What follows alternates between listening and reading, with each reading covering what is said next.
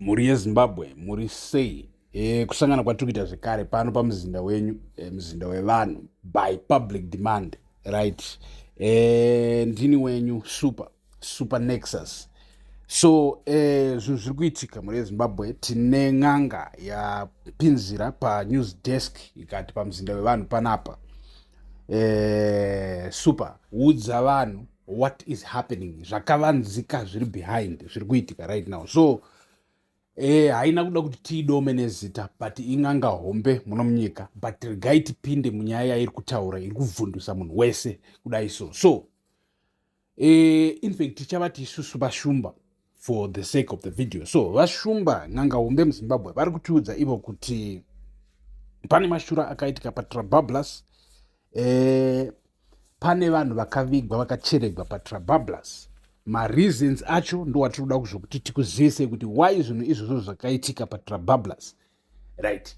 So first of all pari kunzi vari kuti ivo muna March 2026 iro gore rino iri pane munhu wavaishandira, uyo munhu wavaishandira ainzi Vamoyo, handiti chavati Vamoyo. So vachishandira Vamoyo kudaro, Vamoyo vaida kuita mari refu, mari inohlisa.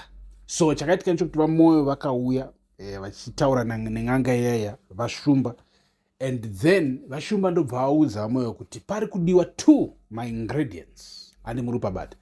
Ingredients ari kudiwa kuti tibike ufumi hwako. As a matter of fact, regai taure chidai so, the guy watiri kuti Vamoyo is a politician wemuZimbabwe ari kuda power, state power, ari kudawo kwira kutop, anditi. So auya ari kutaura neng'anga hombe yaya, ndobva yamudza kuti pari kudiwa 2 ingredients, ende zviri kudiwa moyo wezvipembere 2, zvipembere 2 zviri kufanira kuurawa pobudiswa moyo, kwete nyanga but moyo ndo uri kudiwa kuti pabikwe ufumi hwemukomana. Asi vachitaura kudaro vakabva vaudza mukomana wewe kuti asi kana kwakuchinzi haugoni kudaro, vanhu 2 mwoyo yavo inoita. Apa vaingotaura vachiti ivo vanga vasiri kuti aende anopfuudza vanhu, asi vaida kuti aende anotsvaga zvipembere. Is after all kind of rich politician muZimbabwe, right? So zvakamira zvakadaro muri Zimbabwe. Vari kutiudza ivo kuti ndakashedzwa around 20 March mwedzi yapfuura, around 20 March gore rino iri navamoyo vachindiudza ivo kuti vawana moyo iyaiya yavamudanga ndichitsvaga. So vabvudzwa kudaro vakabva vabvunza mukomana kuti waiwana kupi, waiwana zviri fast kudai so sei?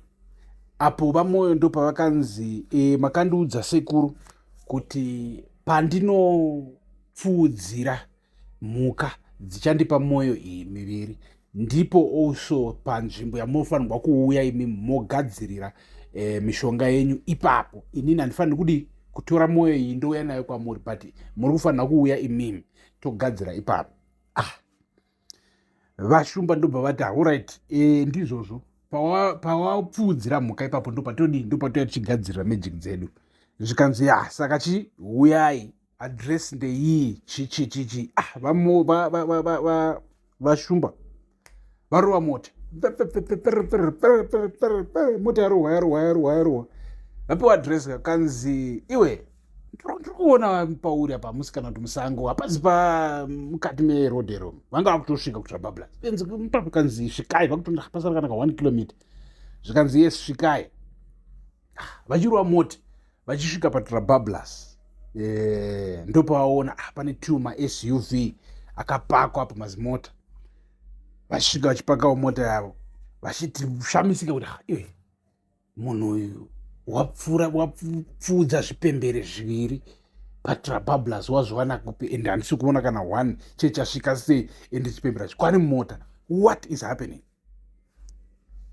So vachidzika mota paya ndobva vaenda kupi kumota dzaMoyo.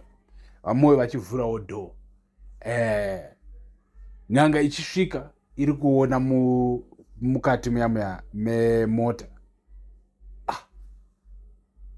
havazi vanhu here handi muri kubabata n'anga ndobva yarohwa nehana bhozi iyo yanga isati yamboita mishonga yevanhu handi muri kubabata n'anga pakuti kuti aibude pachena manje kuti iri kurohwa nehana haisi kuzogona kuita mushonga uyu yakutohlirawo chi vashumba vakutohlirawo chi upenyu hwavo kuti apa ndadhila nemunhu asiriye so vakuvhunduka paya paya vashumba ndobva ati haorit pakanaka kana pakadaro gandidi ndipinde mumota umo ndotora chi maturusi angu tiuye tiite basa so vashumba ndokudhonza foni vapinda mumota yavo kufonera polisi pano svikai panapo svikai pano kudai sokuzama kufonera polisi haisi kudi haisi kuanza kudai sokuzama kufonera polisi haisi kuanza apa uku vamwe vakutovasuspisa kuti mufezi wakutora nguva yakareba sei vashumba vakuvhunduka ndobva vasiya foni ndobva vauya kunoku manje kutivo manje vatange kuita zvekudai vakuvhunduka ndobva vangoti ndobva vatange kuita zvimunyengetero vachikusha zvimvura vachita sei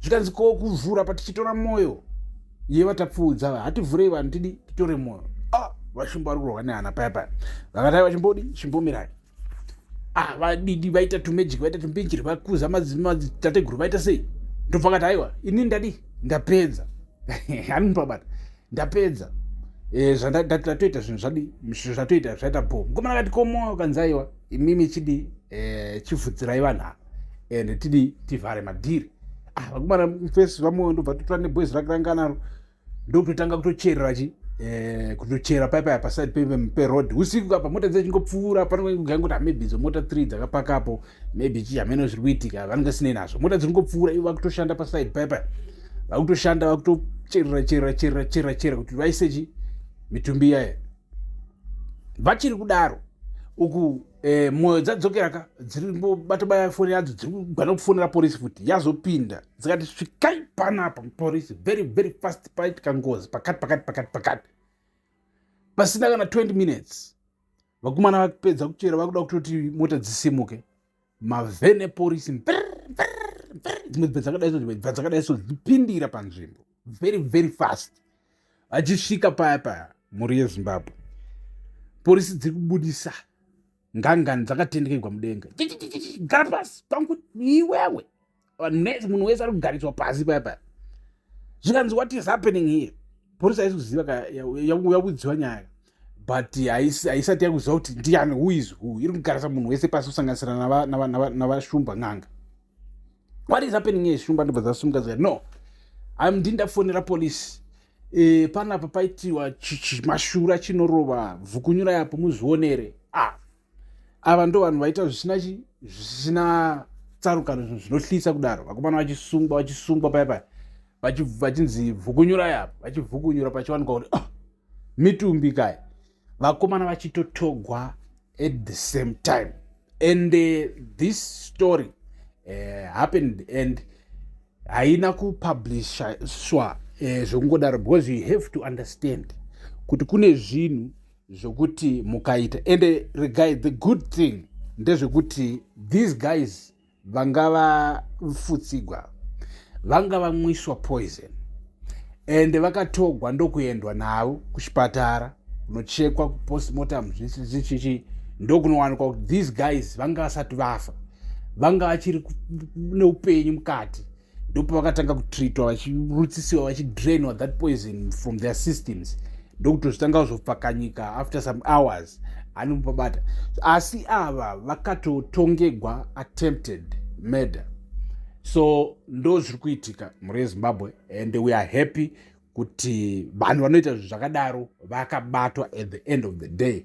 so stay tuned pano ndini wenyu super peace.